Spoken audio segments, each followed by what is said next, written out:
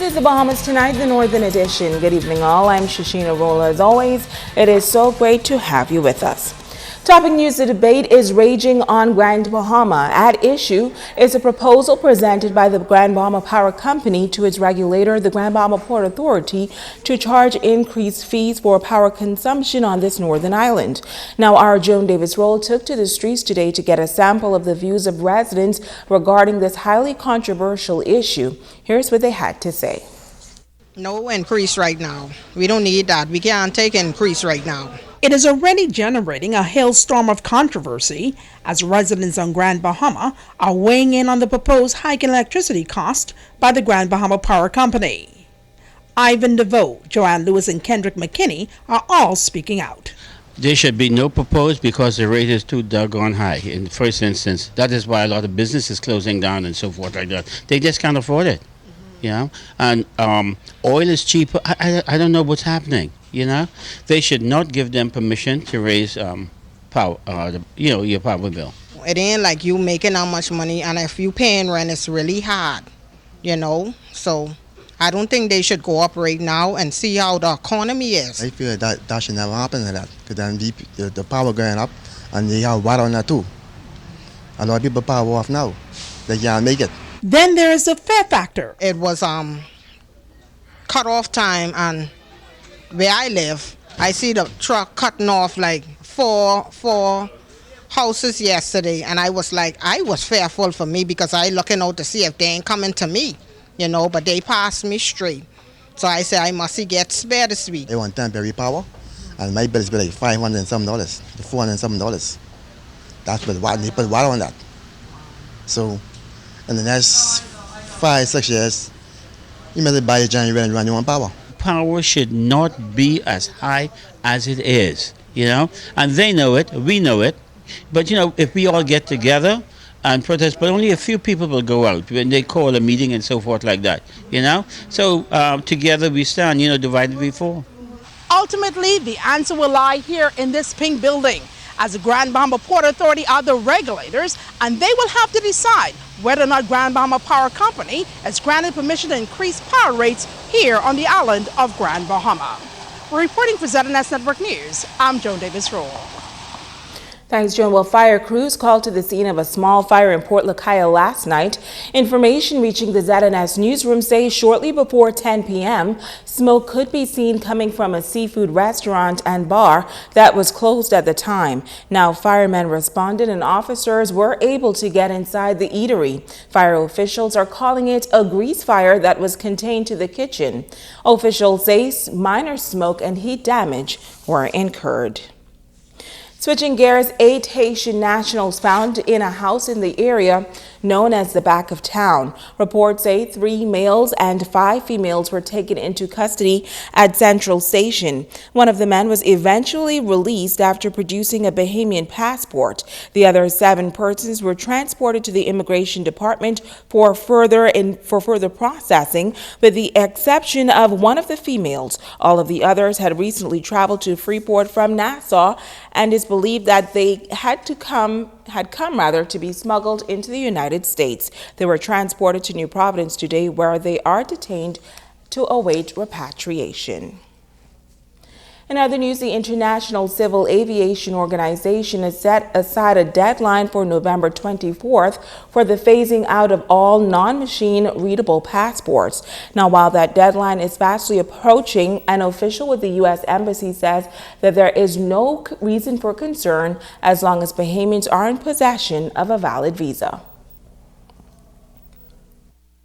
I did talk to my colleagues at the pre-clearance facilities, both here in Freeport and Nassau.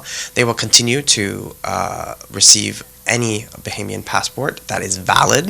If you have a visa in your passport, but your passport is not machine readable, the visa itself is machine readable and will continue to be valid.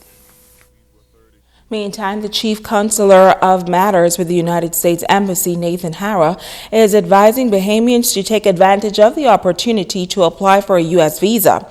He says while the majority of applicants will have to apply in person, there are 2 sectors of the population that do not have to come in to apply. only for Bahamian citizens. If you're a citizen of another country, you will need to come in person. Those individuals, children under 14 or over 80 who are Bahamian citizens, can do their process through mail. You work directly with the DHL office here in Freeport to send your documents to us, and we will send the passport back with the visa inside. Stay with us. The Bahamas Tonight, the Northern Edition continues right after this. Bahamas Tonight, Northern Edition. Welcome back. 5 outstanding citizens of the Southern District to be honored tomorrow night for their contributions to building the community and country. Tonight, we profile another honoree whose career in public life was extensive. Sabrina Brown has this story.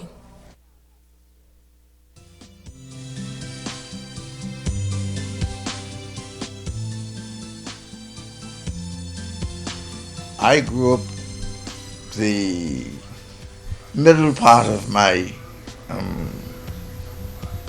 teenage and adult upbringing was influenced by the teaching of the elders in Upper Zion.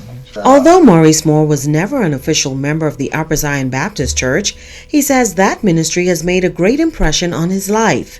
His tenure in public life began with the trade union movement before he was elected to Parliament in 1967 and served for 6 terms. The former High Rock MP says his main objective for entering politics was to protect the interest of the people of Grand Bahama. Grand Bahama, unlike most of the other islands, have always been exposed to the international community. It first started with the rum running and the development of West End, and then came this Hawkesbury Creek Agreement, which created a whole new dynamics for Grand Bahama. Moore served as a cabinet minister and was also appointed ambassador to the United Nations. He believes his 30 years of service to this country has earned him the special recognition by the Upper Zion Baptist Church. I am very proud of it. It is most important to me because it's coming from the settlement that bore me. Sabrina Brown, ZNS Network News. Well, a Bahamian author returning home this week to launch a book that will soon be turned into a movie. The book, Generation Text, is currently available in 180 markets, and tomorrow afternoon, a book signing ceremony will be held at the Grand Lucine Resort. Mario Steele is the author. The book is doing very well, but from the book, we've actually created and come up with our movie called Generation Text. Our movie, Generation Text, is about a pastor that kills his wife while texting and driving. So we're bringing the faith-based aspect of it along with the social aspect of it. And our goal is to save lives, basically on the spiritual side and on the social side. But the movie talks about this forgiveness. It talks about the level of being able to reach souls that are being lost. It talks about this pastor who has to, first of all, be forgiven and then forgive himself for what he has done. Now, Steele says they hope to shoot most of the movie scenes right here on Grand Bahama, and he believes Grand Bahama's reputation as a destination for filming, as well as the overall economy, will benefit immensely. The island itself is going to be a character. So the beauty of the Freeport, the water, the sea, just the beauty of the Bahamas itself. We're going to incorporate all aspects of our flag, our Bahamian people, our sun, and our sea. So we're going to actually bring this. A lot of movies have been filmed here, and they go and they leave, but this movie is actually going to be bringing the Bahamas to the forefront with the Bahamian creator. My brothers and I are Bahamian creators, producers of the movie, and us just giving back. And hopefully this will be something that will spawn economic growth and economic stability. Also in news this evening, the students of the Sister Mary Patricia Junior School off to an early start in planning future careers. The students took part in a special career fair today. It is an event the school is committed to staging year after year. Megan Shepard reports. The career fair began some 3 years ago, organized by the Ministry of Grand Bahama, but this year the school's guidance department took over the event. Principal Dominique Russell says students really took advantage of the exposure, and it was an event that they were compelled to keep going. We found out that the ninth graders really enjoyed it. There were some of them who knew what they wanted to be, but there were a lot of them who weren't sure. And so the guidance department, under the leadership of Ms. Sophia DeVoe, decided to put this on again. And I think it's such an excellent idea, because our students gain a better understanding of the careers that are available, as well as they have an opportunity to decide if they're not sure what they want to do. Various companies, organizations, and government agencies set up booths and tables with demonstrations and informational material. The students from grades 7 through 9 were able to attend throughout the day. And while many have career choices in mind, some say the event opened their minds to new options. It is a nice privilege to see what you can do in life after you come from school. As I walked around, the first thing I went to was the education where to be a teacher. For me, I want to be a math teacher. I want to be an architect because I take up technical drawing class and I like the experience, and basically I want to have my own business and build houses and places and then move to the States and try to build skyscrapers. It was helpful because now I know what I really want to be, because being a pediatrician means that I get to work with kids and I love kids, so it helps me a lot. The career that I have in mind is mechanical engineer.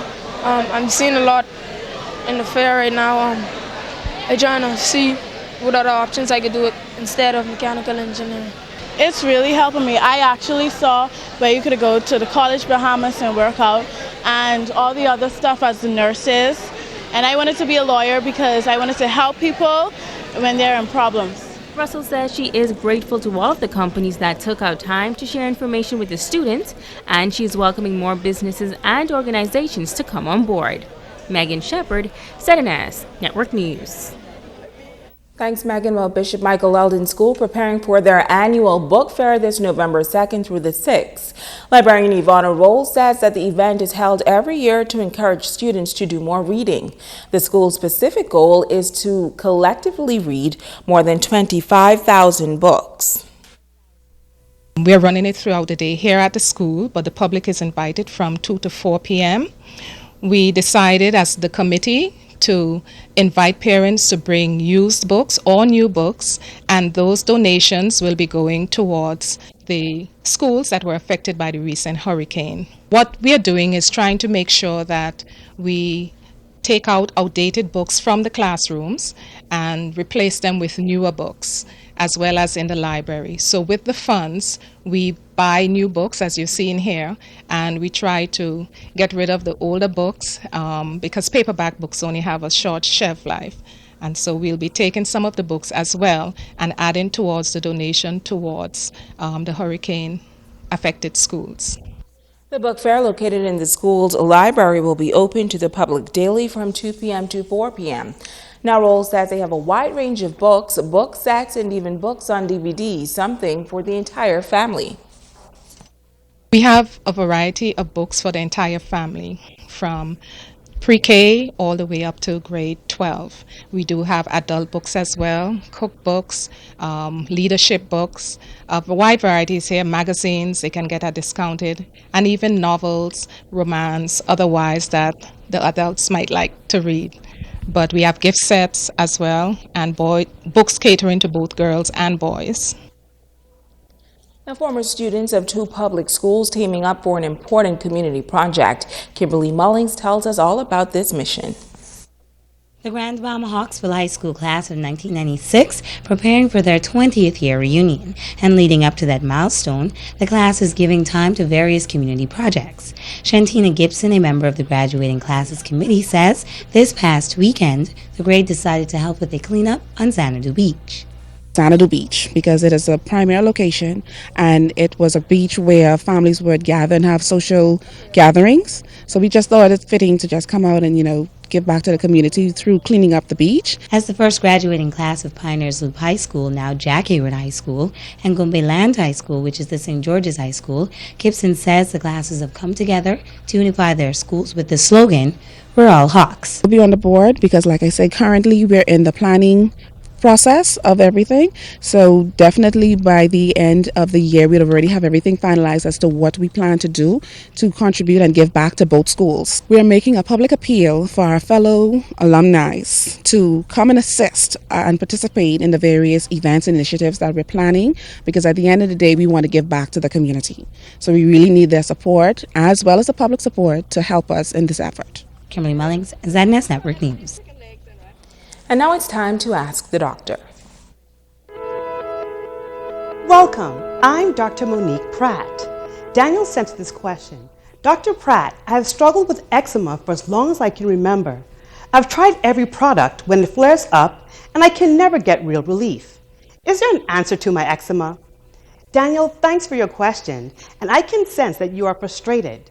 Eczema, also called atopic dermatitis, usually begins in childhood and is characterized by reddening, swelling, bumps, and crusting of the skin, followed by thickening and scaling.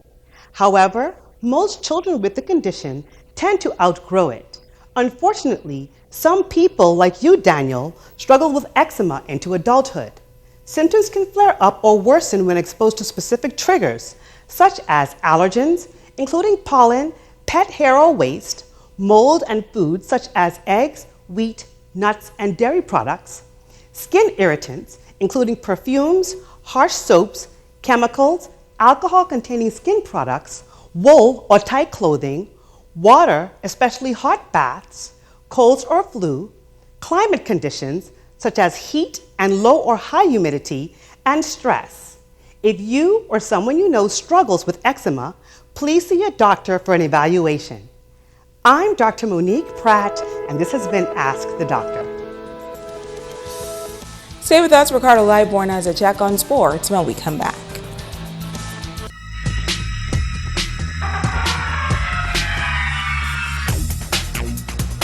Everybody, and welcome to Sports and Ricardo Live. When this one goes out to my good friend Ted Mackey, wearing that jersey all day today. Brady, he says, we'll do it all tonight. I'll leave that where it is. National Powerlifting Championships held on the weekend here, folks, at the Circle Mall.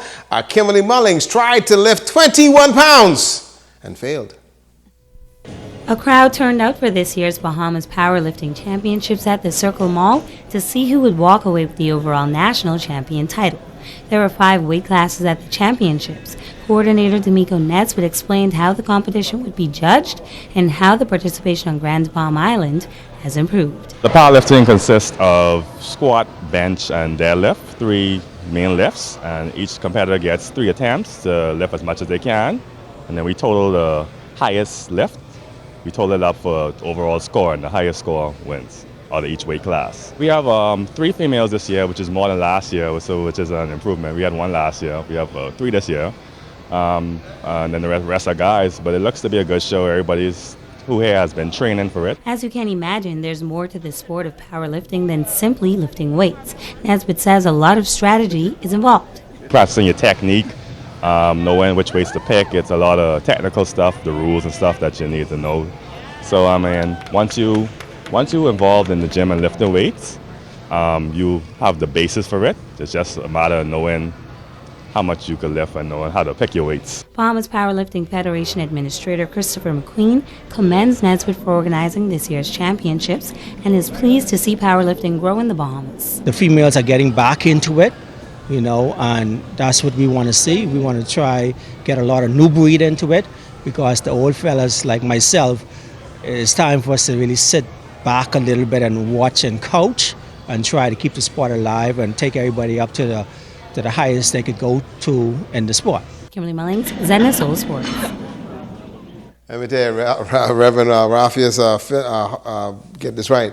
Raphaeus was out there making sure some things happened and got distracted. That's because of Sheena, man. Grandmama Junior Tennis Tournament, folks, sanctioned by the BLTA, was played here on Grand Bahama. Had a great tournament of that. YMCA Tennis Courts was the venue for the Grand Bahama Junior Tennis Tournament, and a competitive one at that. Tournament Director Godfrey Gullibo with some of the winners. Sidney Clark, Kofi Bow, Justin Thompson, and Michael Major Jr. We had a couple of 8 and unders, Kai Rees and Sierra Rogers, the 2 8 and under winners. The age divisions 8 and under to 18 and under proved to be filled with excitement, especially for the kids. First Vice President of the BLTA, Omar Smith, took in the tournament. We're pleased with the participation of the young players in this tournament. Grand Bahama always brings a very good cadre of players. It's very well supported from New Providence players and also from other islands. And this tournament has been a very good tournament. We've had good sponsors, good play, and we look forward to tournaments in Grand Bahama because it gives players who are not from Grand Bahama an opportunity to travel and get a sense of what's going on outside of New Providence and to play new people. Parental support was high, says Esper Major, and it's a real mechanism for the junior players. When I see young people participating, I'm at my peak. And I think more of us should give the young people opportunity to do their best because they're the future leaders of this country. And tonight is the night, folks. Miami Dolphins are in New England. It's a big game, and as you would notice, Sheena came back right in time for the game tonight. Boys and people got some slackness, eh? Anyhow, that's a look at sports tonight. Listen, the more you talk bad about the Dolphins, the better they play. So I want you to keep it up, homeboy. Okay, keep it up. I can keep it up, you know. I'm going to go to Dolphin Central. I'm going to Okay. go by somewhere tonight. Tracy's got dolphin napkins, dolphin spoons, dolphin plates. Oh, I gotta come there. Yeah? Mhm. Boy, I can be like a fly. We got something for you tonight. That's going to do it for us here in the North on behalf of our entire ZNS News team. Go Patriots, I'm Ricardo. You're a hater. I'm Shashina Rose. Bahamas Tonight continues.